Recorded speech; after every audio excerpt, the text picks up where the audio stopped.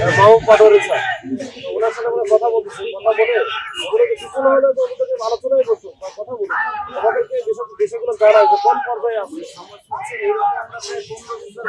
না আমি সেটা বলি না, আমি ওটা বলতে চাচ্ছি না। 15 বছর বড় আর 15 বার সেটা হচ্ছে যেটাই করো আন্দোলন করো আর যেটা করো এটা তোমার আলোচনা যাইতেই তোমার আলোচনা যদি না করো তুমি কোন অবস্থায় কি আছে তুমি জানো। এখন তোমার গিয়ে যদি বোঝে এমনও হয়তো অবস্থা থাকতে পারে যে যেটা হয়তো অনেক ভালো অবস্থায় আছে, হয়তো তাদের সময় লাগতেছে কিছু কিছু বিষয় হয়তো ঝামেলা আছে, সেই বিষয়টা তোমাদের সাথে যদি ডিসকাস করে তাহলে এই বিষয়গুলো সমাধান হতে পারে। তুমি যদি না যাও বা ওরা যদি তোমাদের সাথে না বসে সেগুলো তো সমাধান হবে না, এইভাবে থাকছে।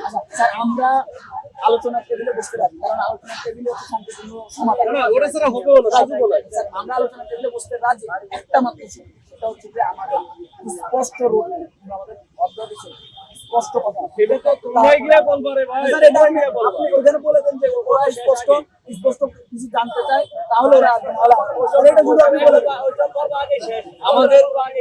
আমাদের এই গল্প মারিও না, ওই সব এই ধরনের হচ্ছে ভেজাল্লা গল্প দিয়ে তোমরা তো ঝামেলাটা করো। এইগুলা হচ্ছে কি করবো, শেষ কি শেষ বলা বেটা, তুমি যখন আন্দোলন করতেছো তখন আন্দোলনটা কখন কোন দিকে যাবে সেটা তো তোমার সমাধানটা হবে ওইখানে। স্যার এখন স্যার আমার কাছে অনেক কথা বলেছি, অনেক আলোচনা হয়েছে, তাহলে কি এটা বলছে ওই একটু স্পষ্ট ভাবে আমাদের ভিতর থেকে। আচ্ছা ঠিক আছে, এটা আমরা চেষ্টা করতেছি না, তারা চেষ্টা করতেছে। আমরা আর তোমরা তো এখানে ওই ওদের সাথে বহুবার মিটিং করছো, মানে স্যার শতবার তোমরা চেষ্টা করো, একটু কথা বলো না।